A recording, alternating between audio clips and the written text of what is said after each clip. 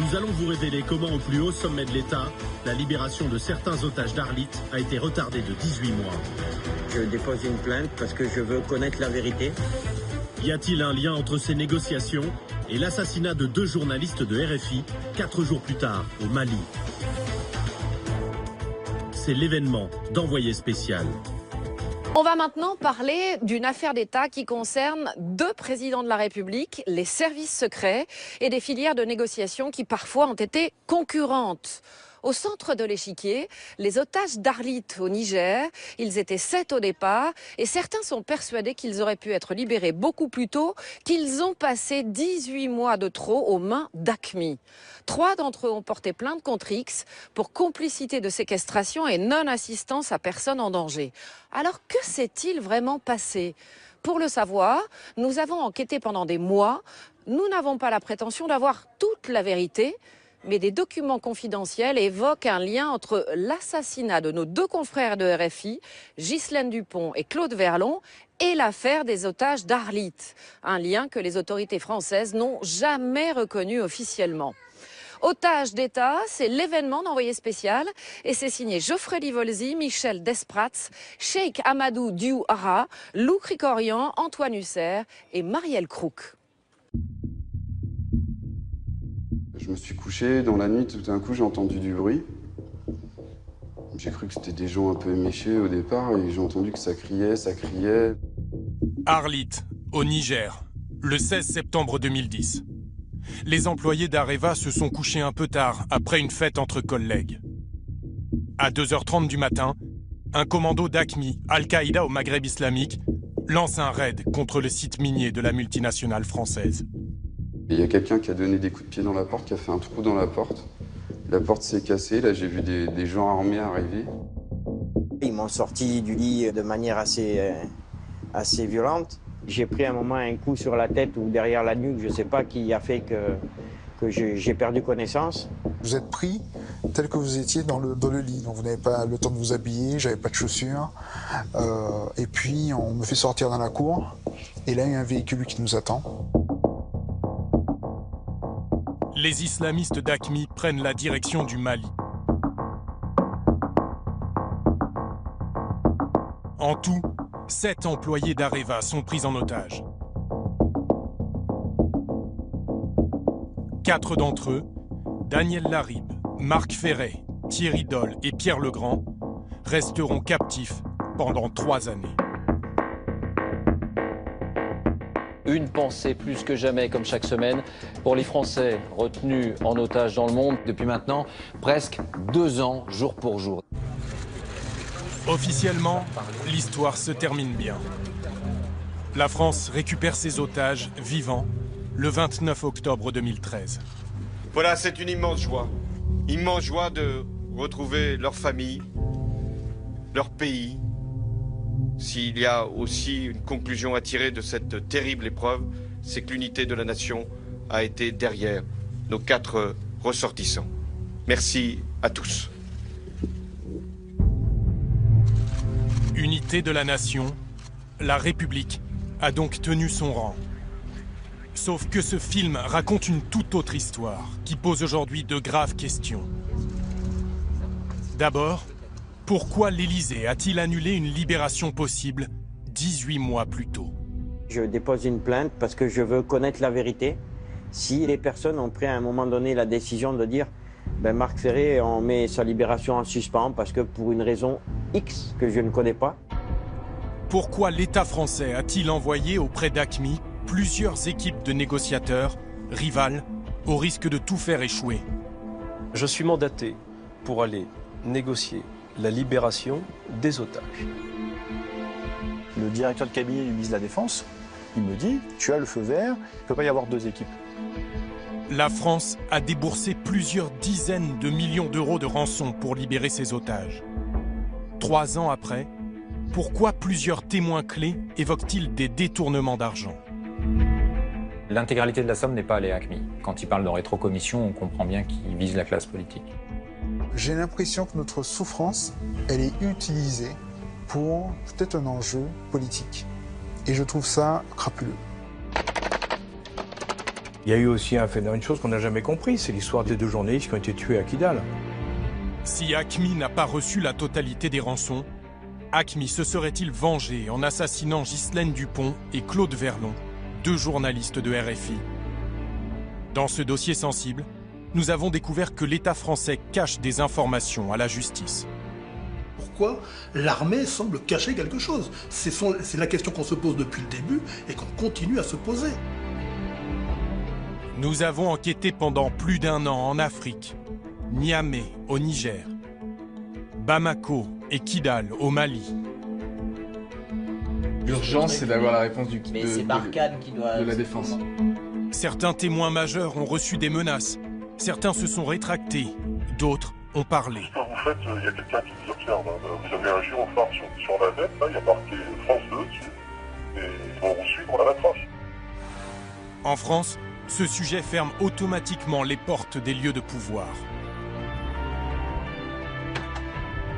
Nous avons rassemblé de nombreux documents confidentiels, exclusifs. L'affaire des otages d'Arlit commence sous la présidence de Nicolas Sarkozy. Nous ne laisserons tomber aucun de nos compatriotes pris par des terroristes. Et se poursuit sous la mandature de François Hollande. La France ne paye pas, mais la France essaye à chaque fois de sauver ses otages. 2 présidents pour une affaire d'État.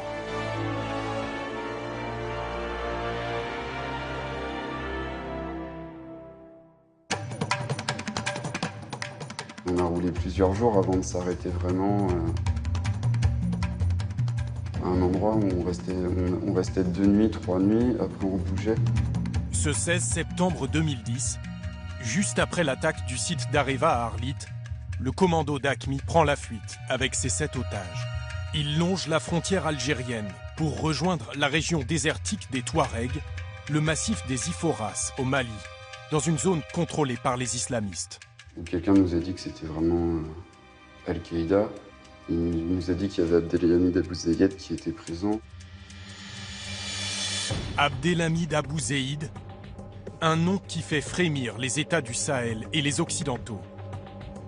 Ce djihadiste algérien est le cofondateur d'AQMI.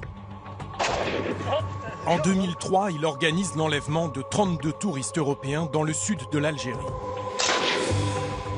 Il devient un professionnel du rapt d'Occidentaux.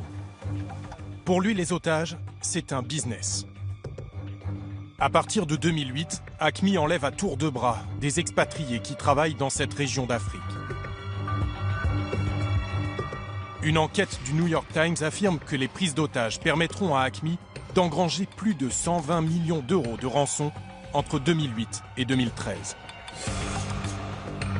Selon le journal, la France deviendra le premier payeur avec 55 millions d'euros.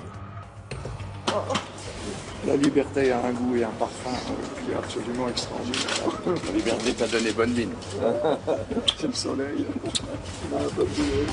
Du coup, chaque mot prononcé en public par un président compte.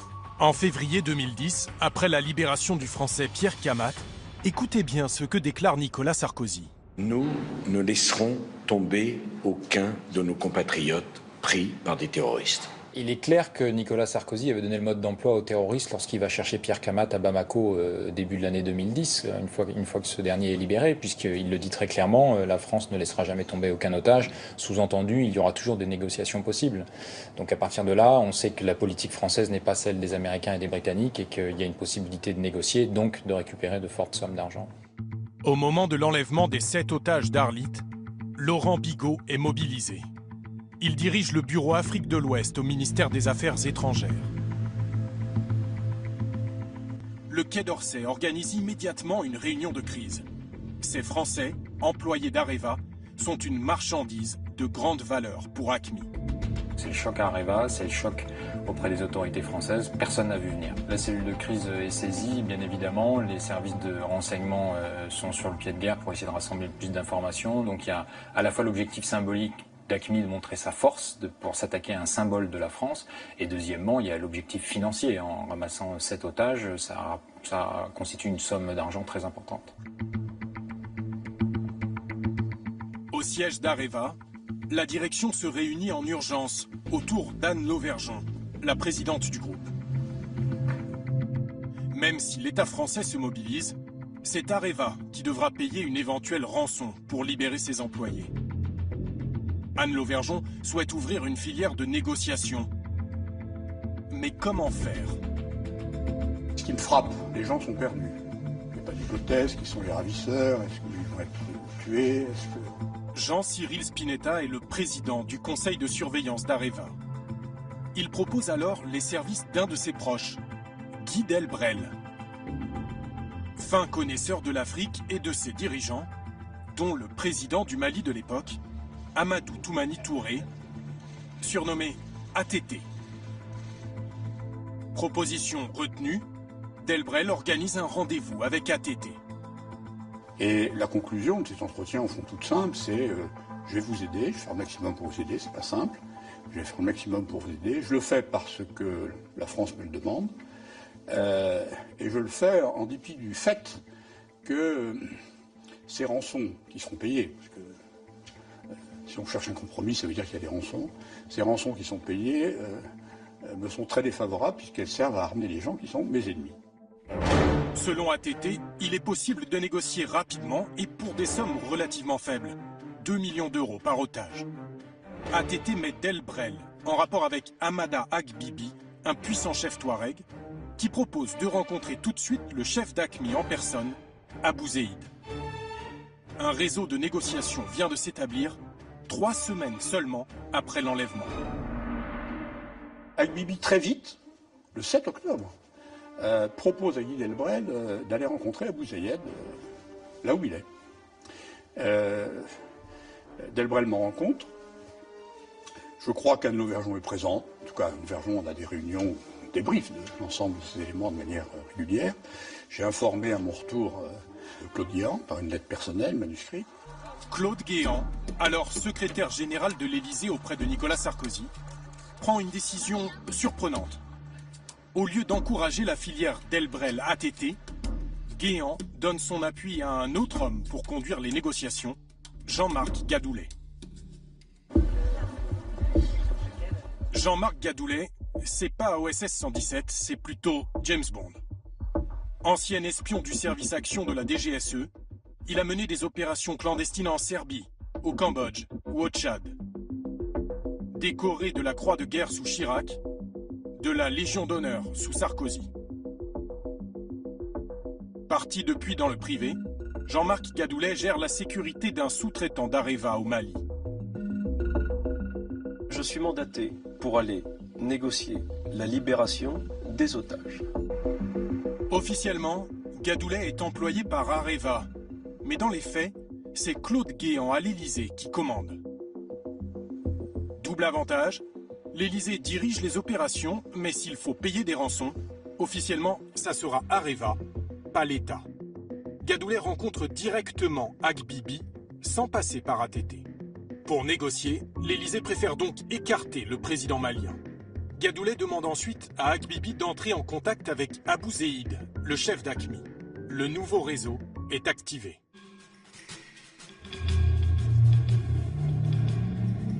Avec ses hommes, l'ex-espion prend la direction du massif des Iforas, où sont retenus les otages.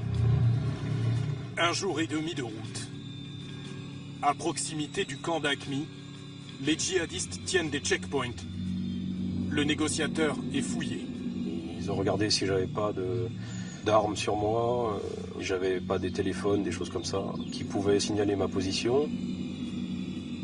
Il y avait une sorte de chaos rocheux, et plus on s'approchait de ce chaos, mieux on pouvait distinguer les combattants qui s'y étaient installés. Il y avait plusieurs centaines de combattants qui étaient là, qui accompagnaient Abou Zeid. Sur place, Gadoulet ne rencontre pas les otages. Rapidement, on le conduit à Abou Zeid, qui l'attend assis, au milieu de ses hommes. Il me dit, oui, bon, les otages, ils sont d'abord en bonne santé. Il me dit, bon, je vais discuter avec mes gens. Et il me laisse tranquille. Il me laisse tranquille d'ailleurs avec une Kalachnikov à côté de moi. Puis l'entretien reprend. Plus de 3 heures en tout. Abou Zeid veut d'abord éprouver le sérieux de son interlocuteur. J'ai été testé sur mon comportement vis-à-vis d'une Kalachnikov qui n'était peut-être même pas armée. J'ai été testé dans le respect des conditions de contact, j'ai été testé dans mon comportement. Et au bout du compte, Abou Zeid a continué de me tester en testant ma capacité à parler avec les autorités, que ce soit françaises ou maliennes. Gadoulé passe la première épreuve avec succès. Il quitte le camp, mais sait qu'il va pouvoir revenir plus tard, négocier. On a eu la visite de Abou Zeid avec son interprète. Et il a dit à son interprète que lui, sa volonté, c'était de conclure un échange avec la France pour qu'on puisse rentrer chez nous. Janvier 2011, déjà 4 mois de captivité. Jean-Marc Gadoulé est de retour dans le camp d'Aqmi. Cette fois, Abou Zeid commence les négociations. Il veut les libérer par paquet, parce qu'évidemment il a peur de la France, et sans doute veut-il faire durer la négociation pour avoir des otages et s'en servir soit de monnaie d'échange, soit de bouclier. Les deux hommes se mettent d'accord sur une première libération, celle de la Française Françoise Laribe, du Togolais Kodjo Aonado, du Malgache Jean-Claude Rakoto Arilalao. La suite, c'est comme dans les films. Areva envoie l'argent de la rançon par avion. On a fait venir un avion qui nous a jeté l'argent. À vous Oui, dans le désert, sur une position que je leur ai communiquée. Les sacs sont par terre. Je prends les sacs, je les mets dans le pick-up, je vais au rendez-vous avec Acme, je leur dis voilà. L'argent est compté? Bien sûr. Ils passent une journée à compter. Et quel est le montant de la rançon? Ça, je ne rentre pas en matière sur ces considérations. Ce n'est pas... Le chiffre n'a pas d'intérêt. D'accord, mais le chiffre, il existe quand même. Oui, mais le chiffre, il existe, mais je vous rappelle qu'il n'a pas d'intérêt. Et de toute façon, je ne peux pas vous en parler. Pourquoi? Parce que je ne peux pas vous en parler. Il y a une raison... Parce que c'est un principe de ne pas vous en parler. L'argent vient des caisses d'Areva. Nous interrogeons le président du conseil de surveillance de l'époque. Madame Lauvergeon m'appelle, elle me donne le montant de la rançon, elle me dit, bon, est-ce que tu penses qu'on peut payer cette rançon? Je lui dis, oui, évidemment, il faut la payer tout de suite, quel qu'en soit le montant. Est-ce qu'elle va s'étonner du prix de la rançon? Je vois que vous êtes intéressé par les histoires de rançon, et je comprends tout à fait, c'est votre métier, mais je vous le dis tout de suite, je ne dirai rien sur la rançon. Alors quel est le montant de cette rançon? Pour la première fois, un document exclusif cite un chiffre. Nous avons mis la main sur une note confidentielle non signée du ministère des Affaires étrangères français. Elle indique que cette somme est supérieure à 10 millions d'euros.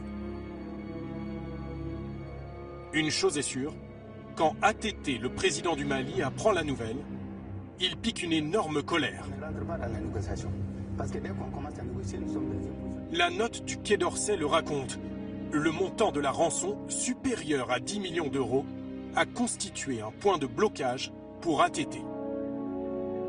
Dans le business du rapt, ATT sait de quoi il parle. Président du Mali entre 2002 et 2012, il a négocié des libérations d'otages étrangers à plusieurs reprises avec Acme. Au ministère des Affaires étrangères français, Laurent Bigot était le monsieur Afrique de l'Ouest au moment de la crise des otages. À l'époque, il est au cœur des secrets diplomatiques. Ayant quitté le Quai d'Orsay depuis, sa parole est libre. ATT est furieux de la somme de la rançon, donc le montant qui circule et dont ATT a pris connaissance, c'est entre 12 et 13 millions d'euros. ATT est furieux parce qu'il considère que les 3 otages libérés, c'est-à-dire Madame Laribe et les 2 salariés togolais et malgaches d'Areva, étaient des otages qui avaient peu de valeur pour Acme, et ATT était absolument persuadé de pouvoir obtenir leur libération très rapidement, sans payer de rançon ou en payant un montant bien inférieur. Et lorsqu'il apprend que la transaction a eu lieu à hauteur de 12 millions d'euros, il est furieux, et ce dernier aurait dit de toute façon un otage ça vaut pas plus de 2 millions d'euros grand maximum. Donc 2 millions x 3 ça fait 6, et Jean-Marc Gadoulé obtient la libération pour le double. Comme M. ATT dit 13 millions d'euros c'est beaucoup trop pour 3 otages, quels sont les arguments en fait? ATT pense que sur les 12 millions, l'intégralité de la somme n'est pas allée à Acme. Il soupçonne soit Jean-Marc Gadoulé de l'avoir détourné à son profit, soit d'avoir reversé acquis dit, ça j'en sais rien, mais quand il parle de rétrocommission, on comprend bien qu'il vise la classe politique. Rétrocommission. Détournement d'argent au bénéfice de la classe politique. L'accusation est lourde, mais vague. Le président malien vise-t-il Claude Guéant, alors secrétaire général de l'Élysée auprès du président Sarkozy, qui suit les négociations depuis le début? Impossible de le savoir. Nous avons sollicité ATT pour une interview, mais il a décliné. Perdu en plein désert également, nos demandes d'entretien à Claude Guéant, lui aussi, a refusé. Bonjour Monsieur Guéant, je suis journaliste pour Envoyé spécial. J'enquête sur la négociation des otages d'Arlit. Est-il possible d'en discuter avec vous, cordialement? Franchement, je ne connais pas suffisamment le dossier pour en parler de façon autorisée. Désolé. Claude Guéant. Seul Jean-Marc Gadoulet répond aux accusations de l'ex-chef d'État malien. ATT était furieux d'apprendre que vous aviez payé pour ces 3 otages 13 millions et que cet argent était destiné peut-être à du financement politique. Les reproches qui sont faits par ATT, d'abord je ne les comprends pas parce que ATT est au courant de la mission depuis le premier jour. Et sans doute que ATT est très très en colère lorsqu'il comprend qu'il n'en bénéficiera pas. Puisque la libération a lieu non pas à Bamako mais à Niamey. Quand vous dites n'en bénéficiera pas, vous voulez dire financièrement? Non, il n'a pas les retombées politiques. Une libération d'otages pour un président africain, c'est une victoire. Ok, d'Orsay, on nous a dit que selon des sources qui viennent des services secrets maliens et des intermédiaires maliens, seule la moitié des 13 millions serait arrivée. Bah encore une fois, vous annoncez des chiffres dont je ne parle pas. Ça augmente le soupçon de vous entendre dire que vous ne direz aucun montant. Non, non. Qu'est-ce que vous répondez à ça? Pas du tout. Lorsque les éléments de négociation sont transmis comme convenu à Abou Zeïd, Abou Zeïd rend compte directement à son chef que l'intégralité de ce qu'il a demandé lui a été transmis. Selon le négociateur, Abou Zeïd a donc touché la totalité de la somme. Mais combien réclamait-il? 13 millions d'euros ou moins? Sans connaître le montant empoché par Abou Zeïd, impossible de savoir si une partie de la rançon versée par Areva a été détournée par d'autres personnes.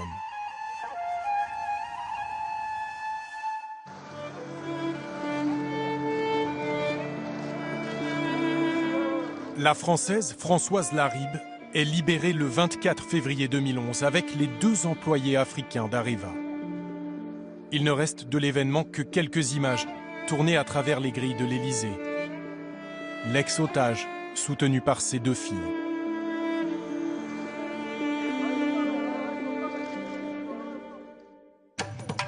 Toujours retenu par Achmid dans le massif des Iforas, le mari de Françoise, Daniel Laribe, Pierre Legrand, Thierry Dolle et Marc Ferret entament leur 6e mois de captivité. Moi personnellement, j'étais dans un état, on va dire, second parce que j'avais pas d'espoir, rien, et c'était mon seul souci, c'était d'aller jusqu'à midi, et quand j'arrivais à midi, c'était au moins d'aller jusqu'au coucher du soleil, et quand le soleil était couché, c'était au moins d'aller jusqu'au lever du soleil suivant. Marc Ferret réalise-t-il alors qu'il est au cœur de ce juteux business des otages qui dure depuis 3 ans? Dans ce marché du rat, un secteur est très intéressant, celui des négociateurs. Jean-Marc Gadoulet est toujours l'homme de la France, payé par Areva. Mais bientôt, un concurrent surgit. Pierre-Antoine Lorenzi. Viens quoi? Lui aussi, un ancien de la DGSE, président de la société Amarante. Amarante est l'un des leaders français de la sécurité des entreprises en zone sensible. Sa vidéo de présentation ressemble à celle d'une sympathique ONG, avec le nom de ses collaborateurs dans le monde. Mais la carte des risques publiée sur le site donne le ton. Le marché principal est en Afrique, au Mali notamment. L'une des spécialités maison, négociation des chantages, extorsion et libération d'otages. Lorenzi a un accès privilégié au président du Niger, Mahamadou Issoufou. Le chef d'État nigérien va le mettre en contact avec un intermédiaire touareg. Une nuit, on part avec des pick-up sur une piste, on roule. Et je ne sais plus, vers 23h, minuit, 1h du matin, dans un endroit assez désertique, je fais la connaissance de Mohamed à côté. Il n'est pas demandeur, il n'est pas volubile. Qu'est-ce qu'il vous dit alors? C'est un Touareg qui boit le thé et il me dit oui, je connais Abou Zaïd. Si votre gouvernement, à un moment ou un autre, veut faire appel à moi, ben, on verra avec le président Issoufou. Et... Il était très discret. En plus de la filière Gadoulet, une deuxième est en train de se mettre en place.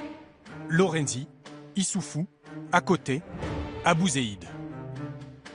Mohamed à côté est connu des services français, directeur d'une filiale d'Areva au Niger.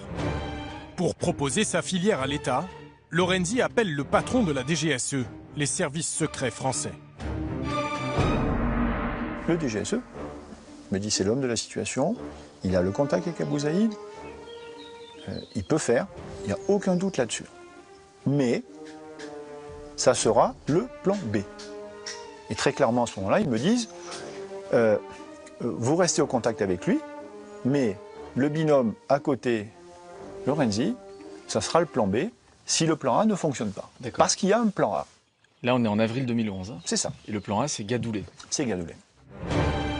Jean-Marc Gadoulet continue les négociations, mais ne sait pas qu'un concurrent est en embuscade. Car dans les faits, Mohamed à côté a déjà pris contact avec Abou Zaïd.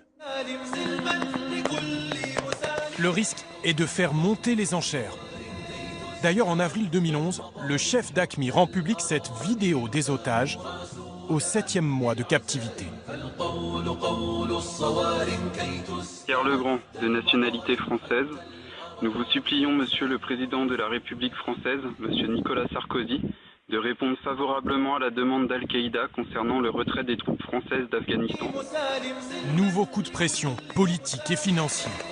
Une mystérieuse source nigérienne prétend dans la presse qu'AQMI réclamerait 90 millions d'euros à la France pour libérer les otages. Une énorme enveloppe. Quelqu'un cherche-t-il à faire monter la facture? Juste après, la situation se complique. La Mauritanie déclenche une opération militaire contre AQMI. Parmi tous les documents vidéo saisis par l'armée et la police mauritanienne, nombreux sont ceux où les combattants d'AQMI posent devant leur arsenal et défient ceux qu'ils considèrent comme leurs ennemis.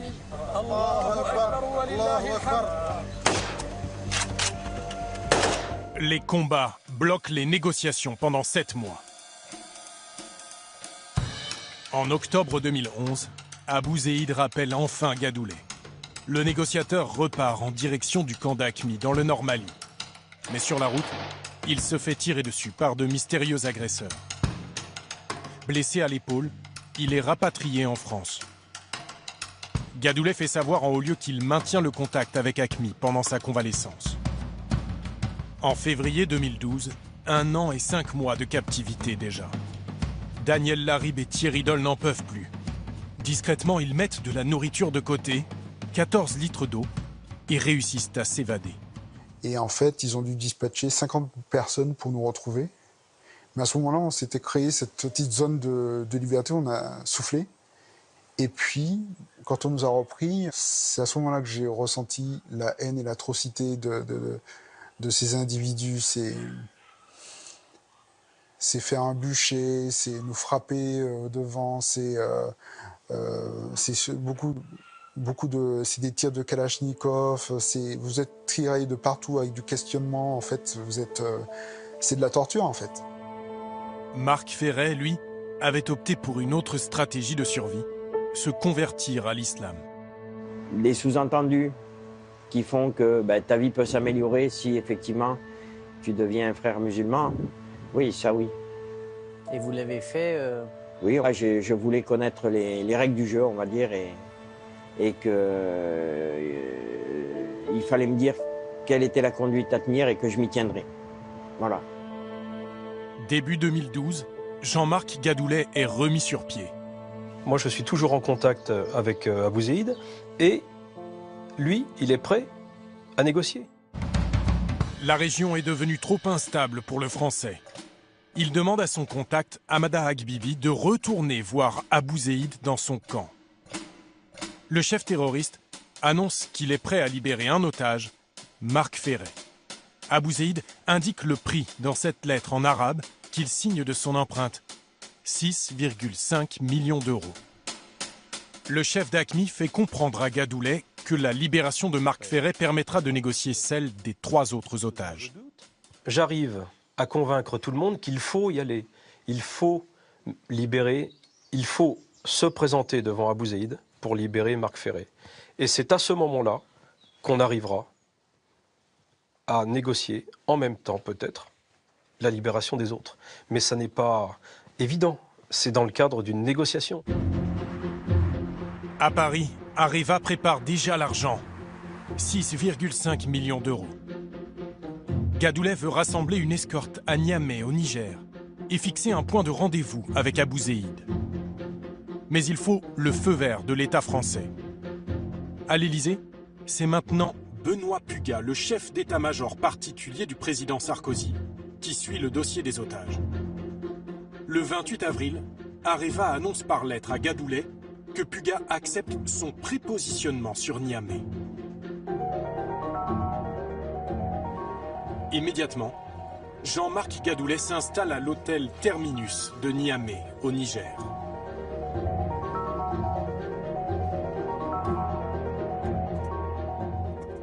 Abou Zeid est prêt, il m'attend, les escortes sont prêtes, et j'attends le feu vert pour partir. À l'Élysée, le général Puga redouble d'attention. Car le calendrier est très particulier. Nous sommes pile entre les 2 tours de l'élection présidentielle. Vous êtes 200 000! Nicolas Sarkozy affronte François Hollande.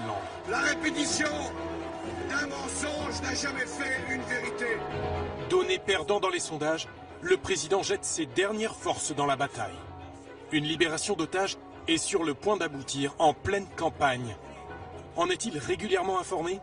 Y prête-t-il toute l'attention nécessaire? À l'Élysée, le chef d'état-major, Benoît Puga, reçoit les dirigeants d'Areva. La discussion se passe mal. Ce document confidentiel d'Areva indique que le général prévient que cette opération n'est pas souhaitée et pas souhaitable. En particulier, à cause d'un contexte politique inopportun. Puis-je terminer? Et c'est ce que les Français savent parfaitement, y compris pour la magistrature. Et c'est une calomnie. Benoît Puga craint qu'une libération d'otages influence l'élection. On pourrait par exemple reprocher à Nicolas Sarkozy de l'instrumentaliser à des fins politiques. Depuis Niamey, Gadoulet répond du tac au tac dans une lettre adressée à Areva. Il explique qu'il peut être au contact d'Abou Zeid au plus tôt le 6 mai au soir, c'est-à-dire juste après la fermeture des bureaux de vote du second tour de la présidentielle. Ainsi, l'opération n'aura aucune influence sur le scrutin. Les arguments du général Puga tombent à l'eau.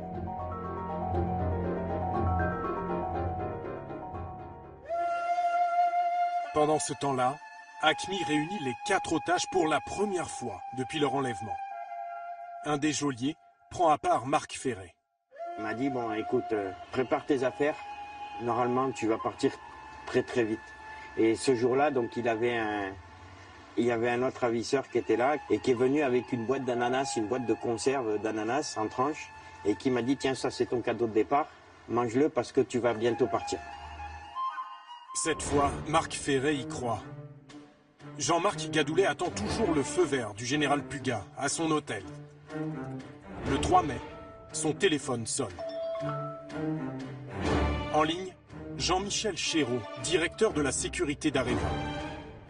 En quelques mots, tout s'écroule.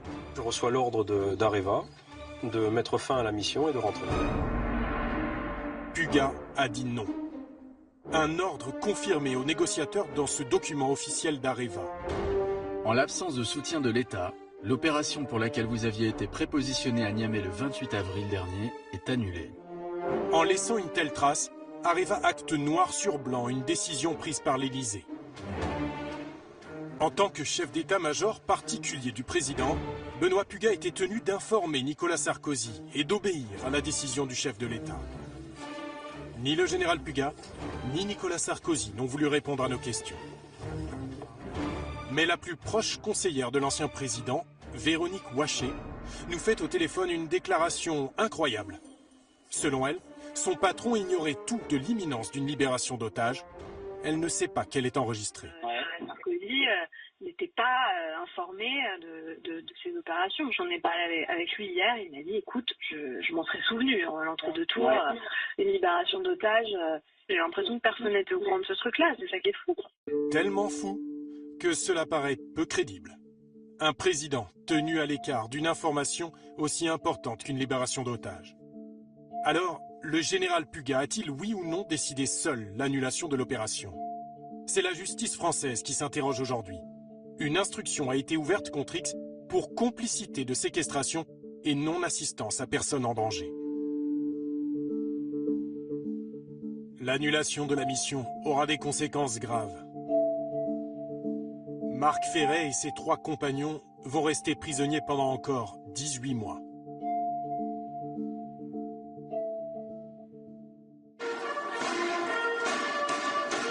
Lorsque François Hollande entre à l'Élysée, le général Puga conserve son poste. Ce n'était encore jamais arrivé sous la Ve République qu'un chef d'état-major particulier passe d'un président à un autre. Hollande impose très vite une nouvelle doctrine sur les otages. La nouvelle doctrine de François Hollande, elle est très claire, on ne négocie pas et on ne paye pas de rançon pour obtenir la libération des otages. Il le fait savoir très vite, il reçoit les familles et il leur dit très vite qu'il n'y aura pas de négociation possible. Ce dont je me souviens, c'est que François Hollande nous dit comme ça, d'un coup, nous ne paierons pas de rançon. Et alors pas de rançon pour vous, ça voulait dire quoi? Ça voulait dire qu'il la y avait mort un des risque. nôtres. Comment? Oui, la mort des nôtres. Oui, la mort des nôtres. On est sortis de là abasourdis. Fâchés? Non, mais complètement assommés parce qu'on avait l'impression de ne plus avoir d'espoir. 2 mois plus tard, AQMI fait parvenir une nouvelle vidéo des otages. Il semble épuisé. Ça fait maintenant 2 ans, est-ce que c'est pas normal? Est-ce que vous nous avez oubliés? D'abord à ma famille, à Marion, vous me manquez beaucoup.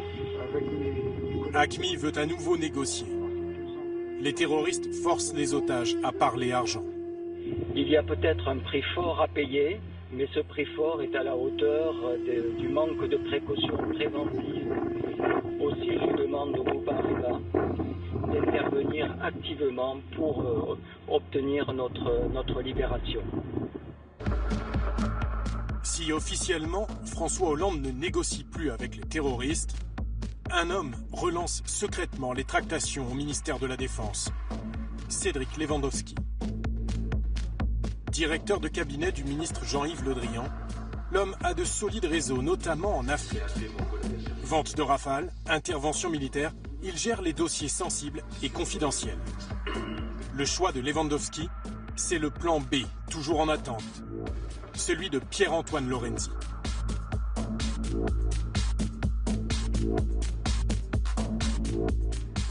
J'ai un entretien avec le directeur de cabinet du ministre de la Défense, Cédric Lewandowski. Quel contact vous avez avec lui? C'est un ami? C'est un ami depuis très longtemps. Donc il me dit, est-ce que tu es prêt à faire pour nous ce que tu as fait pour l'équipe précédente? Je lui dis oui. Il me dit à quelles conditions? Je lui dis à condition qu'on me le demande officiellement et à condition qu'on me donne les moyens de travailler correctement. Il revient vers moi, je pense, vers le mois d'octobre. Il me dit, écoute, j'en ai parlé avec le ministre, tu as le feu vert. Pierre-Antoine Lorenzi réactive sa filière via Mohamed à côté. Sauf que le plan A, Gadoulet, est toujours actif. Areva m'écrit une nouvelle fois qu'il me mandate exclusivement. Je suis le seul mandaté. C'est écrit, noir sur blanc. Il n'y a qu'un seul négociateur. Le négociateur est connu, il est unique et il est suivi par l'État, forcément. Une concurrence absurde s'installe. La filière Lorenzi est soutenue par le ministère de la Défense. La filière Gadoulet est soutenue par Areva, avec la bienveillance de la DGSE, les services secrets français. La DGSE, qui au passage dépend du ministère de la Défense. Allez comprendre. Divergence à Paris et pagaille dans le désert. Abouzeïd est contacté par la filière Lorenzi, mais il ne veut discuter qu'avec Gadoulet. D'ailleurs, le chef terroriste adresse cette lettre en arabe aux négociateurs français. Il donne son accord pour libérer 2 otages contre 30 millions d'euros. À Monsieur Jean-Marc, nous vous informons que votre message est bien arrivé par le canal qui est entre nous depuis longtemps et qui est le premier canal, pas un autre, que nous ne connaissons pas. Stop. Nous acceptons les 30 millions d'euros pour 2 personnes qui sont Marc Ferret et Pierre Legrand. Cette fois encore, à Paris, c'est non. 30 millions d'euros, d'accord, mais pour les 4 otages. Tant qu'ils me disent pas tu peux y aller, je n'y vais pas. Nouvelle occasion ratée. Gadoulet poursuit les tractations. Abouzeïd veut aller vite. Il craint que la France prépare une intervention militaire au Mali contre AQMI. Ils me demandent constamment de venir pour en finir. Vous imaginez que des otages, c'est pas facile à transporter. Ça mobilise des troupes. Ces troupes-là, ils vont en avoir besoin pour faire la guerre. Il veut s'en débarrasser. Et il veut s'en débarrasser au meilleur prix. En décembre 2012, Abouzeïd perd patience. Il prend lui-même la parole dans une vidéo et menace clairement la vie des otages si l'armée française intervient.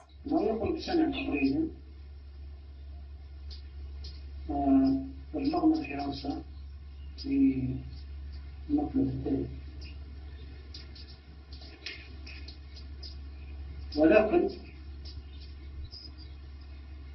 منذ وصولهم المطلق إلى هذا الوقت ما وجدنا. AQMI et ses alliés sont en train d'envahir le nord du Mali. La ville de Tombouctou est déjà tombée entre les mains des djihadistes. Début 2013, Bamako fait appel à la France pour l'aider à reconquérir son territoire perdu.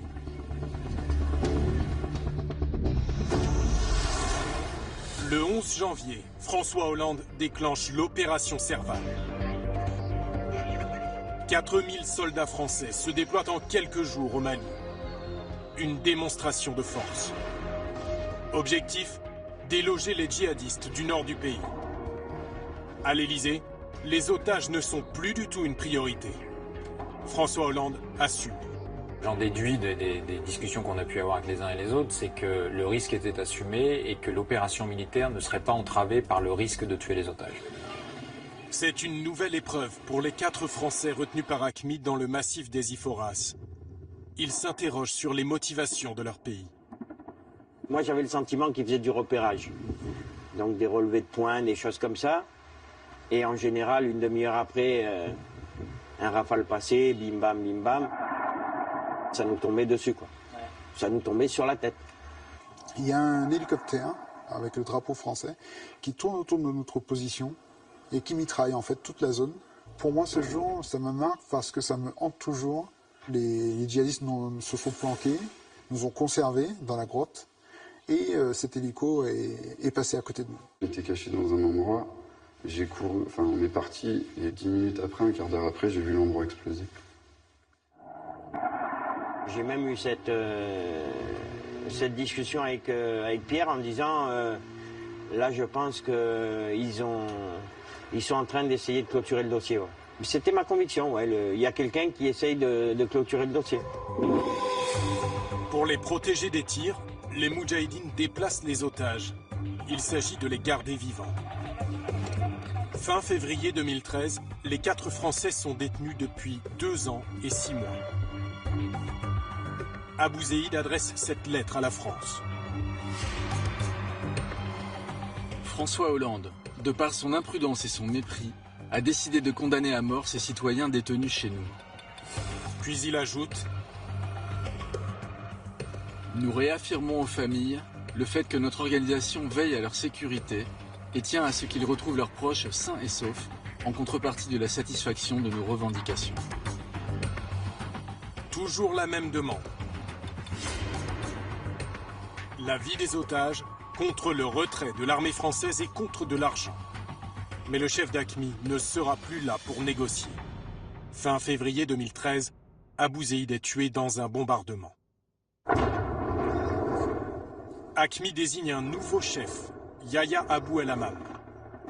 Vaincus par la France, les djihadistes se replient dans le nord du massif des Iforas au Mali. François Hollande savoure sa victoire à Tombouctou. Pendant 2 mois, rien ne se passe pour les otages. En avril, les militaires français entrent à Kidal, aux portes des Iforas. Jean-Marc Gadoulet affirme que sa filière est toujours active. Ses équipiers entrent en contact avec le successeur d'Abou Zeid, Yahya Abou El Hammam.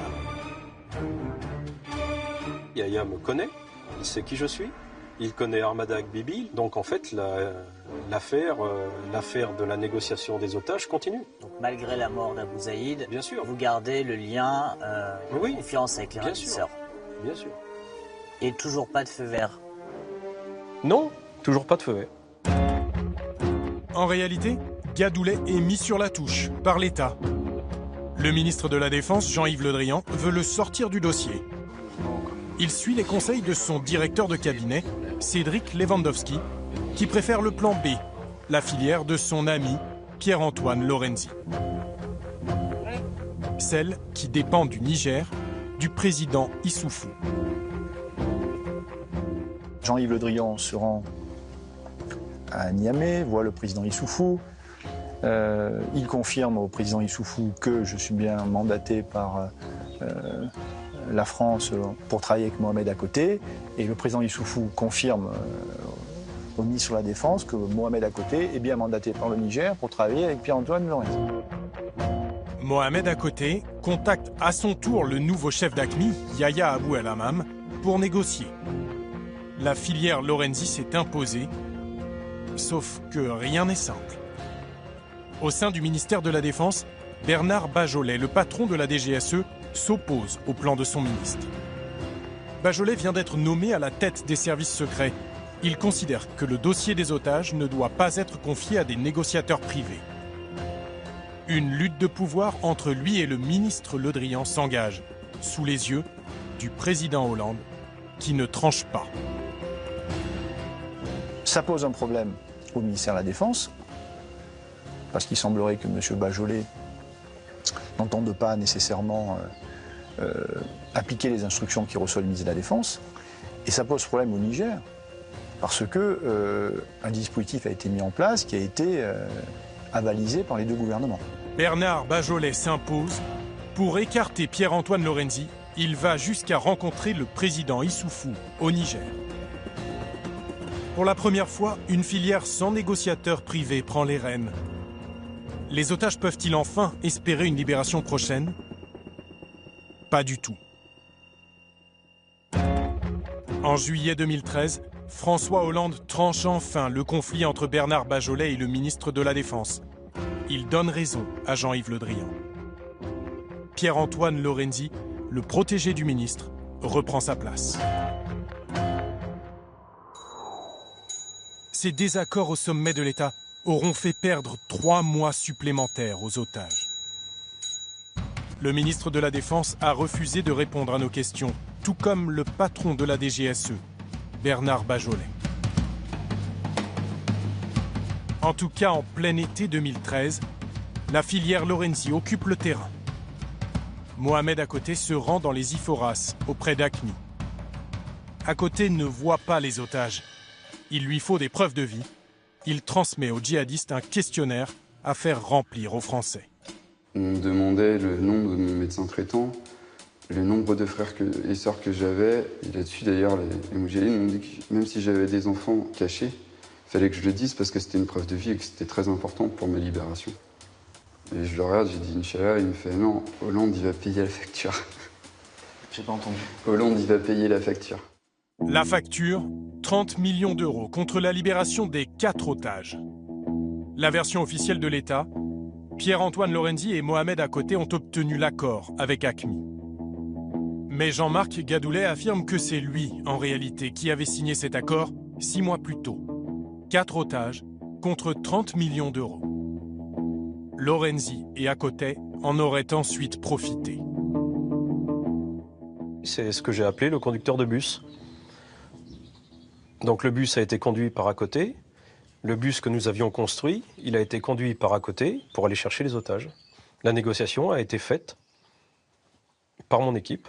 Elle a été donnée, les éléments de cette négociation ont été donnés au DGSE qui les a utilisés ensuite avec un autre intermédiaire, c'est tout. Donc notre mandat de négocier a été fait, réalisé, mené à son terme. Sous la présidence Sarkozy, c'est Areva qui payait la rançon. Mais sous celle de François Hollande, le choix est différent. La facture de 30 millions d'euros sera réglée par l'État français, précisément la DGSE. Elle doit puiser dans ce que l'on appelle les fonds secrets de la République. Mais une fois encore, le patron de la DGSE, Bernard Bajolet, aurait refusé. Ce que j'ai compris, c'est que M. Bajolet disait « mais la France ne paie pas de rançon ». Bon, très bien. Fidèle à la ligne de François Hollande. Absolument. Enfin, c'est quand même un peu curieux d'envoyer des gens négocier contre une contrepartie financière pour dire le jour où on est parvenu à un accord que la France ne verse pas de contrepartie financière. C'est à l'évidence un dysfonctionnement de l'appareil d'État. C'est le moins qu'on puisse dire, ça paraît absurde. C'est un dysfonctionnement de l'appareil d'État. Moi qui ai travaillé à la DGSE, qui était chef de cabinet d'un directeur général, j'ai toujours vu mon patron appliquer les instructions de son ministre. À l'évidence, M. Bajolet a considéré qu'il devait fonctionner différemment, et je le dis d'autant plus volontiers que c'est une autorité publique. François Hollande serait intervenu en personne pour forcer la main à Bernard Bajolet. La DGSE s'exécute. Un air de liberté souffle enfin sur le massif des Iphoras. Quand on est arrivé avec Pierre, il y avait Daniel qui était là, il y avait Thierry qui était là, et il y avait une personne que moi je ne connaissais pas du tout. C'était Mohamed Acotet, qui était donc vêtu en Touareg. Et là, donc, Mohamed Acotet est venu vers nous quand on est arrivé, et il était 11h30. Et il me dit, bon, si tout se passe bien, normalement, aux alentours de 14-15h, l'hélicoptère sera là. Le 29 octobre 2013, les otages sont libres après 1139 jours de captivité. Les 4 Français transitent par Niamey au Niger. Le show politico-médiatique peut commencer. On a changé de bureau plein de fois. Et de là, ils sont arrivés. On nous a prévenu qu'il y aurait Fabius, le ministre des Affaires étrangères, qui serait là. Et on aurait la visite du président de la République du Niger. Le Niger se félicite de la libération des otages. On avait l'impression d'être des potiches, dira plus tard Daniel Laribe, regard absent. Et regard fuyant du jeune Pierre Legrand, le visage dissimulé derrière un chèche, tout comme Marc Ferret qui se cache à droite pour échapper aux caméras. À ce moment-là, je n'étais même pas dans cette euphorie du rêve de la libération. Non, j'étais tétanisé parce que ça me remettait dans une situation que je ne maîtrisais plus. Seul Thierry Doll offre un large sourire au ministre de la Défense, Jean-Yves Le Drian. C'est 3 ans de détention, nous sommes déphasés, déstructurés. Donc on ne peut pas revenir en disant, comme dans les médias on a vu, ils sont en très bonne santé. Non, il aurait fallu qu'on revienne avec une canne, être en chaise roulante, mais là on revient avec nos blessures profondes. C'est de la manipulation psychologique, c'est de la torture, c'est des simulacres d'exécution qu'il faut entendre. La délivrance est à l'atterrissage à Villacoublay en France, où les 4 hommes retrouvent leur famille.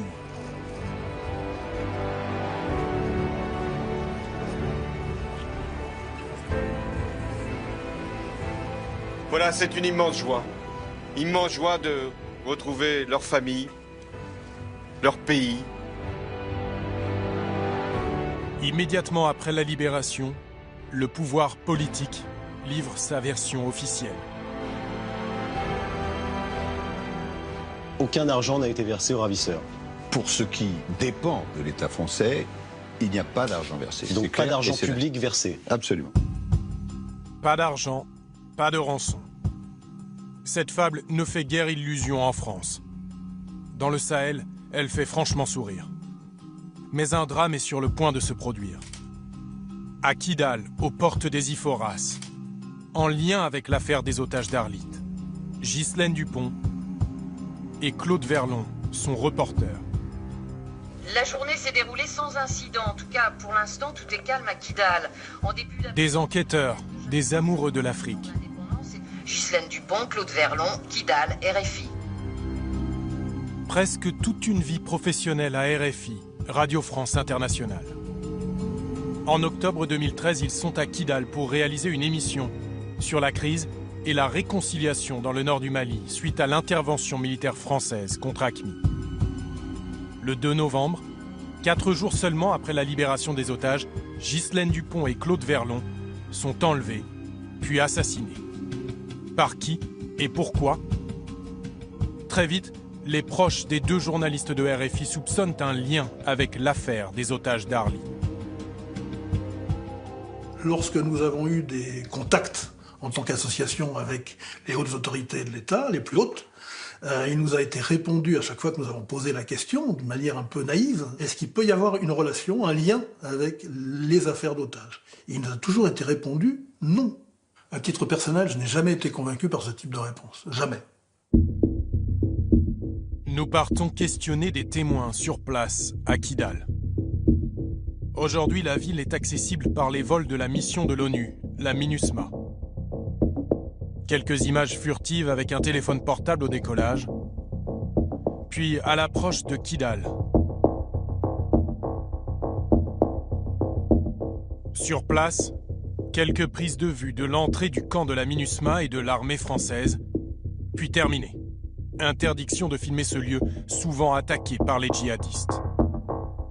Au début, la MINUSMA nous promettait une escorte armée pour travailler dans Kidal. Mais tout a été annulé. La France a fait pression pour nous interdire de circuler dans la ville. Désolé pour les circonstances. Nous voilà donc contraints de mener nos interviews à l'intérieur du camp de la MINUSMA, dans cet Algeco.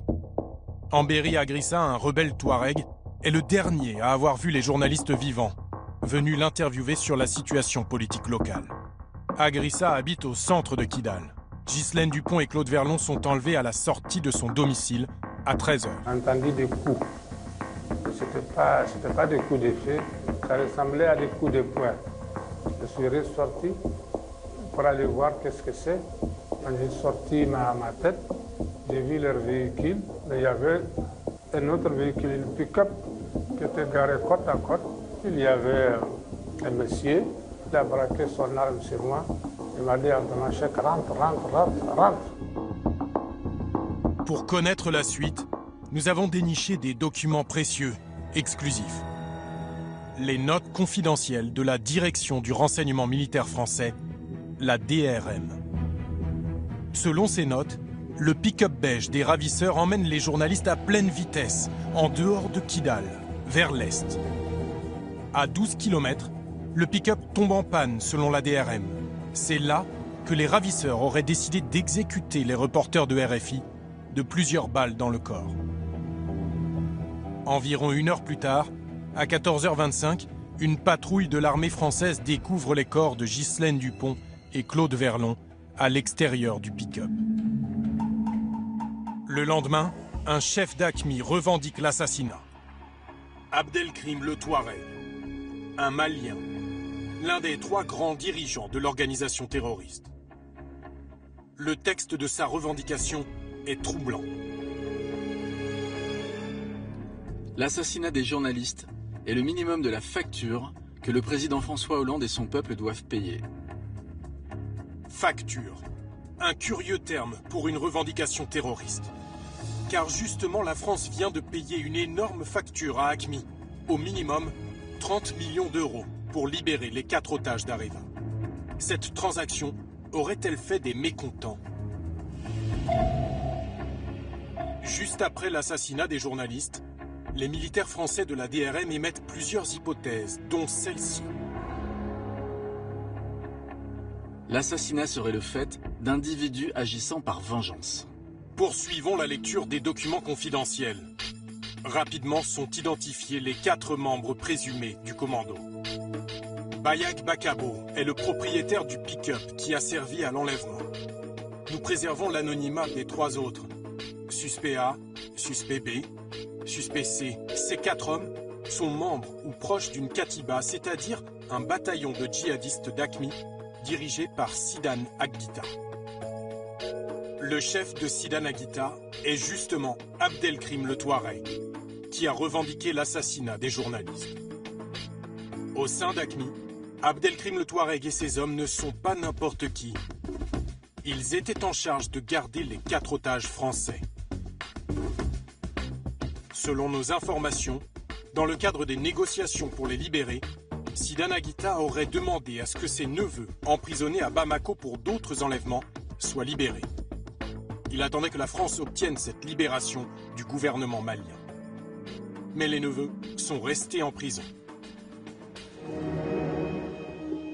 À Kidal, un chef militaire touareg en charge de lutter contre les terroristes s'exprime pour la première fois sur l'affaire. Là où je vous parle, je sais bien que mon interview va déranger beaucoup de monde, parce qu'il y a beaucoup de monde qui ne veulent pas comprendre. Moi, j'explique cet enlèvement et cet assassinat parce que les gens de la famille des Sidan, qui était aussi un émir d'AQMI, il avait deux de ses neveux qui étaient en prison à Bamako. Je pense que la raison de l'enlèvement était du fait qu'ils n'ont pas été libérés pendant la libération des otages d'Arlit. Donc, ça n'a pas été possible. Quand vous dites que Sidan Aguita n'avait pas obtenu la libération de ses neveux, ça veut dire que dans le cadre des accords passés entre la France et AQMI pour la libération des otages d'Areva, devait avoir lieu la libération de ses 2 neveux de djihadistes notamment. Exactement. Et ces libérations n'ont pas eu lieu. Oui. Ils ont enlevé les otages pour les échanger contre, bien sûr, une rançon et ensuite la libération de leurs proches, qui a mal marché. Et après, ils ont exécuté les otages. Ça, c'est leur méthode. C'est leur méthode qu'ils font chaque fois. Même nous, quand ils nous enlèvent le outil. Voilà. Selon lui, Sidan Aguita aurait donc été l'un des commanditaires du rapt et de l'assassinat des reporters de RFI pour se venger d'un accord non respecté par la France.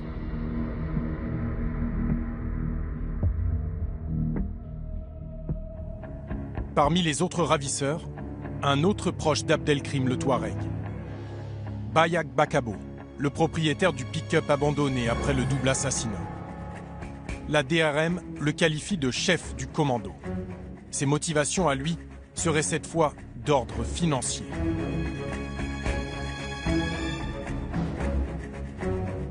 Ag Bakabo est bien le chef du commando ayant assassiné les 2 journalistes. Il reproche de n'avoir jamais reçu l'argent en remerciement de l'aide apportée aux équipes chargées de la garde des otages. Argent non reçu. Bayag Bakabo s'estime-t-il lésé? A-t-il été victime, avec les autres djihadistes du commando, d'un mauvais partage des 30 millions d'euros obtenus par AQMI pour la libération des 4 otages d'Arlit? Ou la France n'aurait-elle versé qu'une partie de la somme?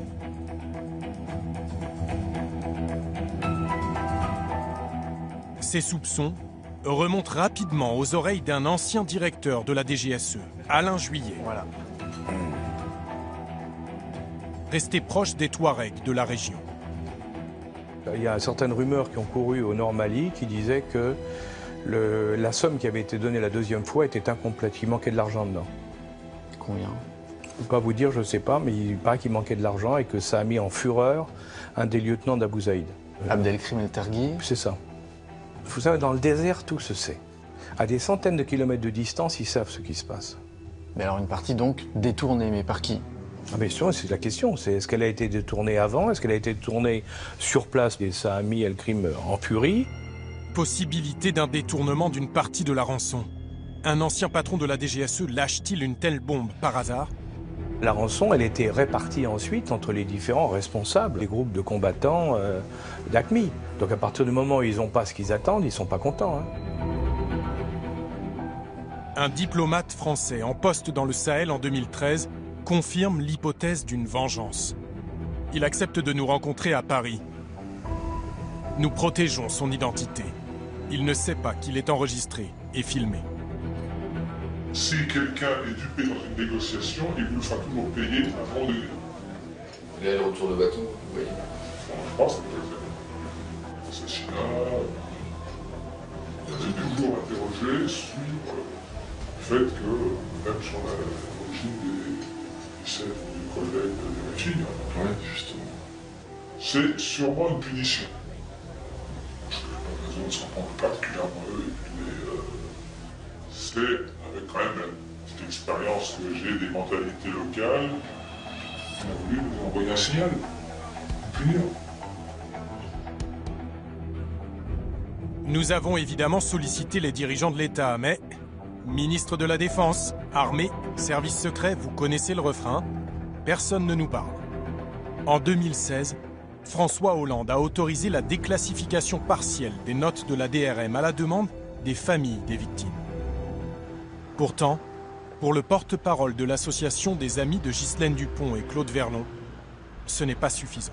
Ce que disent les parties civiles, ce que disent donc les avocats que nous soutenons d'une certaine manière, c'est un peu ça l'activité de notre association, c'est que ces documents sont des documents caviardés, qu'il n'y a que d'abord une partie des documents qui a été déclassifiée et pas la totalité, et que même ceux qui ont été déclassifiés sont pour beaucoup illisibles. Donc l'utilisation de ces documents par le juge s'avère extrêmement difficile et partielle. Pourquoi? L'armée semble cacher quelque chose. C'est la question qu'on se pose depuis le début et qu'on continue à se poser. Dans les notes de la DRM, nous avons compté de nombreuses pages censurées, toutes blanches.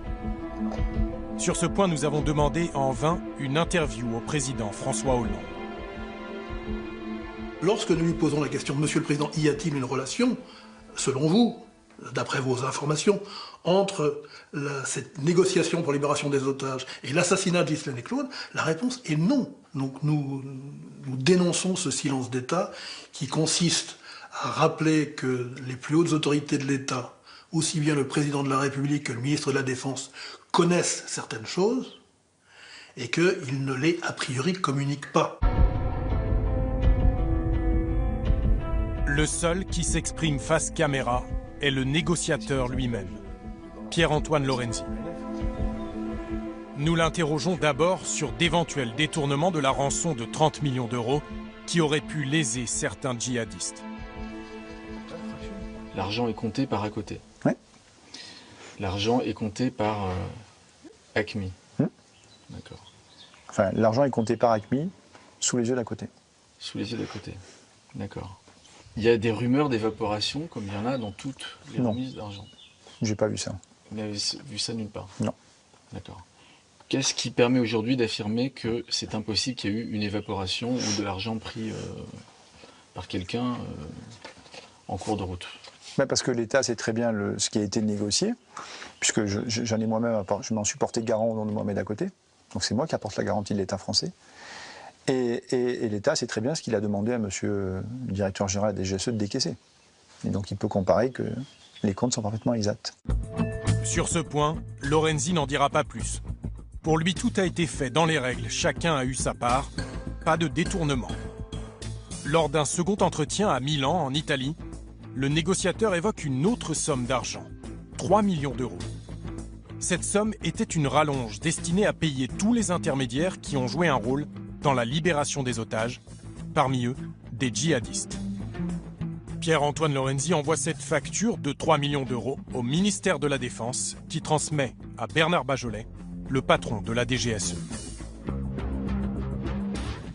J'ai compris que Bernard Bajolet, qui a quelque part la clé du coffre-fort, refusait de décaisser cette somme.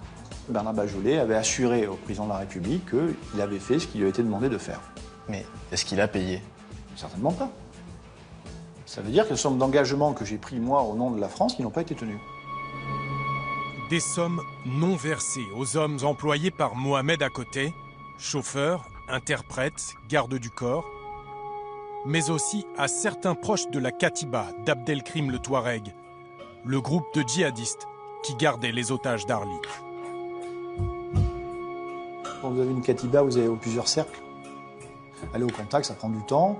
Donc il faut un certain nombre de moyens, de gens, dans des cercles concentriques pour finalement aller jusqu'au point de contact. La France, à un moment, a dû payer des gens qui travaillaient aussi pour le camp d'en face, pour AQMI. Oui, indirectement, il y a des gens qui peuvent jouer un petit rôle et qui peuvent être, remerciés. Mais ce n'est pas des choses très importantes.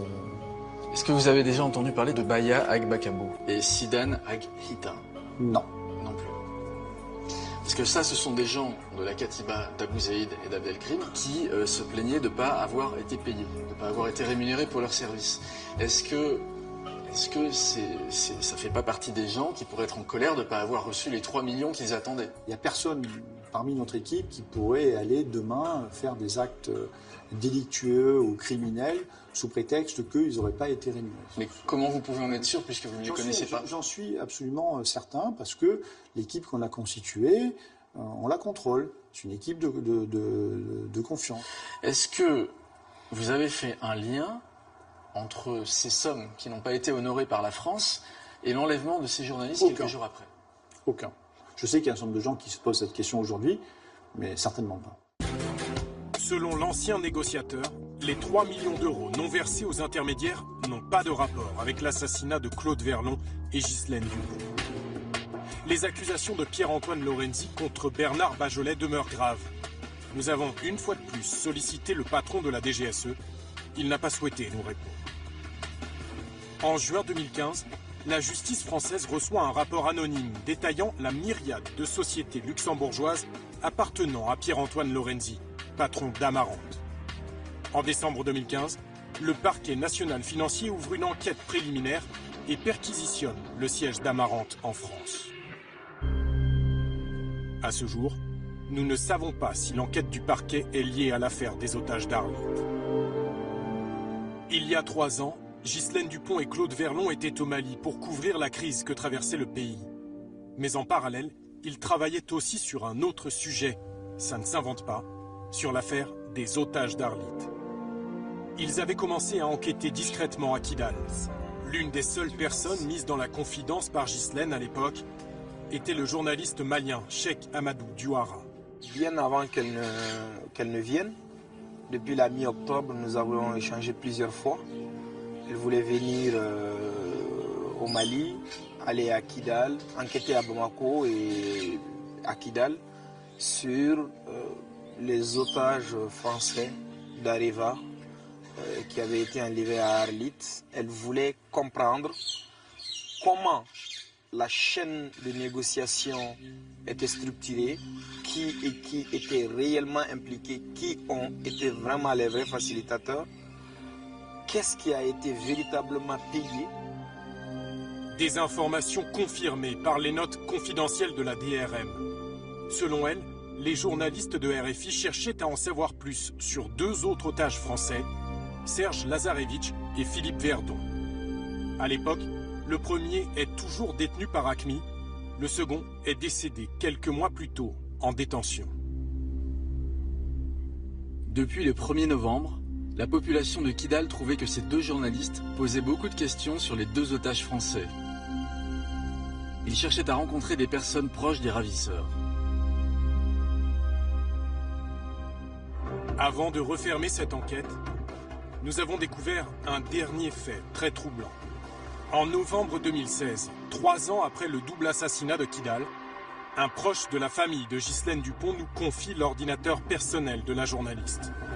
Nous demandons à un hacker en qui nous avons confiance d'examiner la machine. Pendant 3 jours, il analyse son contenu et découvre d'étranges manipulations. Dès l'ouverture de l'ordinateur, un virus espion se déclenche. On a la caméra qui est enclenchée. Il y a une migration de données en cours, c'est-à-dire un transfert de données en cours.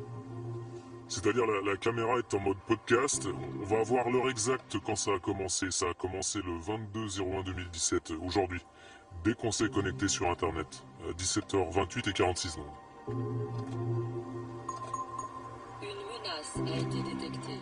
Cette surveillance à distance remonte à septembre 2013, un mois avant le départ de Ghislaine pour Kidal.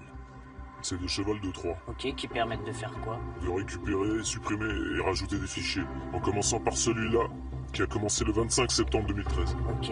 Le hacker fait une autre découverte. Alors que l'ordinateur de Ghislaine est resté chez elle, à Paris, le 2 novembre 2013, un inconnu se connecte sur la machine. Il est donc forcément entré dans l'appartement de la journaliste. Le 2 novembre 2013, à 13h30 exactement, il y avait quelqu'un qui était sur l'ordinateur en train de chercher et de modifier des mots de passe et peut-être de prendre des dossiers. 13h30, heure française, soit une demi-heure avant l'enlèvement des journalistes au Mali.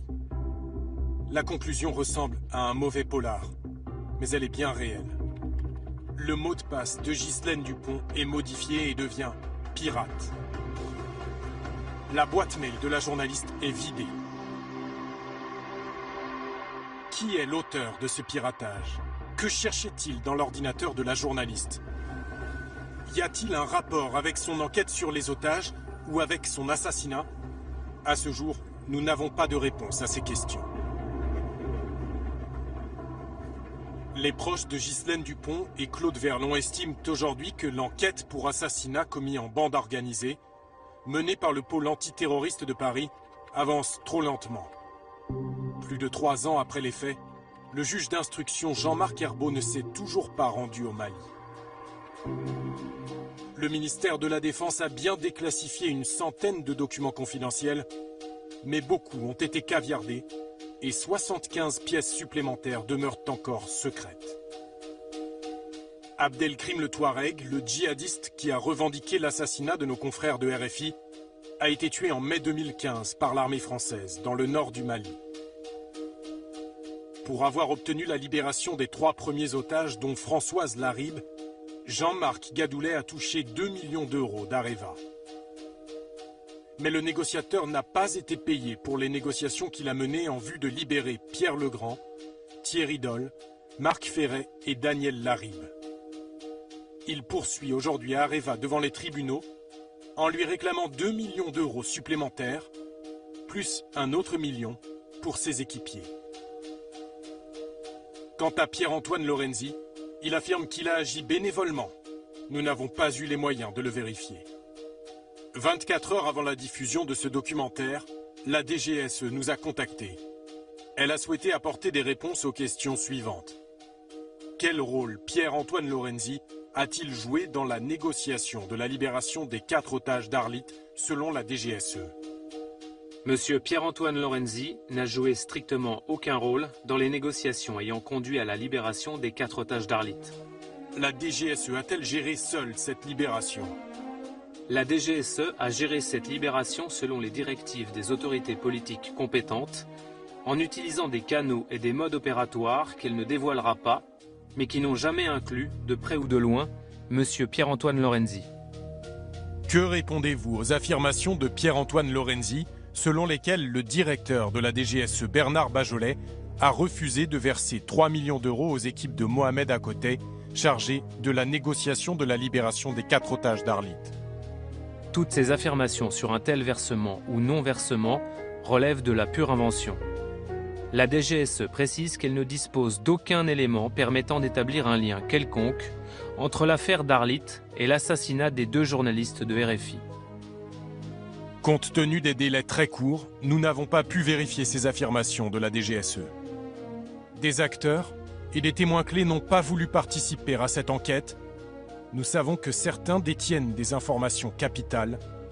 L'affaire des otages d'Arlit cache encore de nombreux secrets.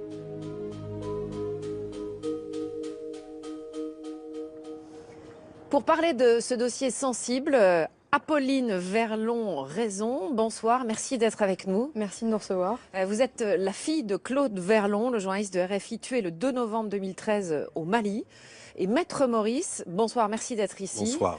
Vous êtes l'avocat de Pierre Legrand, l'un des otages libérés après 3 ans de détention. Apolline, une première réaction d'abord à l'enquête que vous venez de découvrir. C'est bouleversant. J'ai été très émue déjà de voir que des journalistes, et vous, France Télé, avez été sensibles à cette quête de la vérité que les journalistes d'RFI, mais aussi l'association, essayent de mener depuis 3 ans. On nous ferme les portes et c'est très difficile. On a l'impression que voilà, ça n'aboutit à rien, que c'est trop long. Et malheureusement, le temps n'est pas celui de notre douleur, quoi. On voit dans des documents très précis que nous produisons pour la première fois, des documents de la Direction du renseignement militaire et de la DGSE, un lien apparaît clairement entre la mort de votre père et de Ghislaine Dupont et les négociations autour de la libération des otages. Est-ce que vous le découvrez ce soir, ce lien, établi de manière aussi claire ? Au début, vous savez, vous apprenez ça à la télévision comme ça, vous vous dites mais c'est pas possible, ils sont pas morts, ils n'ont pas été enlevés, il y a forcément une explication, etc. Les premiers contacts que j'ai avec les services qui travaillent dans ce genre de milieu nous ont dit mais c'est des petites frappes qui ont mené ce kidnapping et cet assassinat. Donc très vite on vous dit il n'y a pas de rapport. Il n'y a pas de rapport, c'est pas parce qu'ils étaient journalistes et ce n'est pas parce qu'ils étaient français qu'ils ont été assassinés. Voilà. Et en regardant ce document, maintenant vous avez, j'imagine, la certitude. Ça appuie une certitude qui est qu'il y a un lien entre la libération des otages d'Arlit et l'assassinat de Ghislaine et de mon père. Alors, du coup, est-ce que vous avez le sentiment que l'État a, de près ou de loin, une responsabilité dans la mort de votre père et dans la mort de Ghislaine Bien Dupont ? sûr, il y a une responsabilité. Voilà, moi j'ai demandé quand même au président de la République, je me suis quand même adressée aux plus hauts fonctionnaires de l'État, de me livrer toute la vérité ce mardi matin quand on a récupéré les corps à l'aéroport. Je me souviens très bien, j'avais plus de voix, j'ai regardé droit dans les yeux et je lui ai dit je veux la vérité, je veux pas que vous me meniez en bateau. Ça c'est en novembre 2013. Novembre 2013. Qu'est-ce que vous demandez concrètement et j'allais dire solennellement aujourd'hui à François Hollande ? D'arrêter de tourner autour du pot, de nous livrer les documents. Alors on va nous dire mais on vous a donné les documents secret défense, ok, ils sont caviardés, c'est des pages blanches et des pages blanches. On les voit dans les le document. informations, voilà, on les voit, les informations dont on a besoin, elles sont sur ces pages blanches. Donc ça veut dire que vous demandez officiellement à François Hollande, avant la fin de son mandat, de déclassifier ces documents, c'est ça ? Avant la fin de son mandat et au futur président de la République. Maître Maurice, vous êtes l'avocat de Pierre Legrand, l'un des 3 otages libérés au bout de 3 longues années passées en détention aux mains d'AQMI. Il a porté plainte pour enlèvement, séquestration et mise en danger de la vie d'autrui. Quelle est, votre réaction après avoir regardé cette enquête ? La consternation et la colère. La consternation parce que franchement, en voyant votre sujet, on a le sentiment d'une forme d'amateurisme quant aux conditions de la libération de ces otages. On a très souvent dit que la France ne payait pas. On s'aperçoit qu'en réalité, des rançons très importantes ont été versées. Et puis, on s'aperçoit que beaucoup plus vite que prévu, en réalité, ces otages auraient pu être libérés. Et la colère, pour quelle raison ? Parce que rendez-vous compte que Pierre Legrand, qui a 25 ans au moment où il a été enlevé et séquestré, va passer 18 mois de plus en détention, alors que sa libération aurait pu intervenir beaucoup plus tôt. Vous découvrez, avec les téléspectateurs ce soir, des documents confidentiels qui établissent clairement un lien entre les conditions de libération des otages d'Arlit et l'assassinat de Ghislaine Dupont de Claude Verlon. Quelle est votre réaction là-dessus ? Écoutez, on nous a toujours expliqué que ça n'existait pas, que c'était un hasard, qu'il ne fallait pas chercher. En réalité, aujourd'hui, il y a toute une série de questions qui se posent et nous n'avons pas les réponses à ces questions et il faudra que les politiques les donnent. Et je pense qu'il sera nécessaire que les affaires soient jointes. C'est ce que vous demandez ce soir ? Bien évidemment, c'est-à-dire que les informations judiciaires, les instructions puissent se dérouler ensemble afin que toute la vérité, aussi sur les dysfonctionnements en matière de sécurité, puisse être recherchée concernant les opérateurs qui étaient sur place. Vous êtes d'accord au regard de ce qu'on a découvert ce soir dans notre document que c'est une affaire d'État ? Et qu'est-ce que vous allez demander aux magistrats à partir de maintenant ? Ce que nous demandons aux magistrats, c'est qu'ils puissent agir. qu'ils puissent demander la C'est pas le cas déclassification. aujourd'hui ? Je pense que, vous savez que les magistrats antiterroristes sont préoccupés par énormément d'affaires, énormément de débordés, dossiers. on peut le dire. Ils sont débordés. Bien. Aujourd'hui, il y a malheureusement des révélations que vous faites. Nous aurions aimé que ce soit par l'intermédiaire des magistrats que ces révélations puissent s'opérer. Qu'est-ce qui n'avance pas? Qu'est-ce qui bloque? C'est-à-dire, qu'est-ce que vous demandez aux magistrats et qui n'est pas fait? Eh bien, par exemple, dans le cadre des otages du Niger, nous avons demandé des déclassifications. Les juges n'ont même pas saisi l'autorité politique pour solliciter cette déclassification. Ça n'est pas normal. Est-ce que, comme à Pauline Verlon, vous demandez, vous aujourd'hui, Maître Maurice, clairement à François Hollande de faire la lumière sur cette affaire avant de quitter l'Élysée, puisqu'il lui reste encore quelques mois? Certainement. Non seulement le président Hollande, et puis il faudrait aussi tout de même que l'ancien président Nicolas Sarkozy puisse s'expliquer avec le général Puga sur, je dirais, les orientations qui ont été prises à l'époque pour arrêter la libération des otages. Donc vous allez demander l'audition du général Puga? Bien évidemment. Et vous Nous allons souhaitez demander des tas d'auditions, et notamment des que politiques. Nicolas Sarkozy et que François Hollande soient entendus aussi dans ce dossier? Eh bien, je pense qu'ils auraient eux-mêmes, je pense, intérêt spontanément à fournir des explications à la justice. J'espère qu'on ne nous présentera pas encore une fois une sorte de raison d'État qui serait maquillée pour se taire et que la vérité ne puisse pas avancer. Merci à vous deux en tout cas. Merci infiniment. Merci.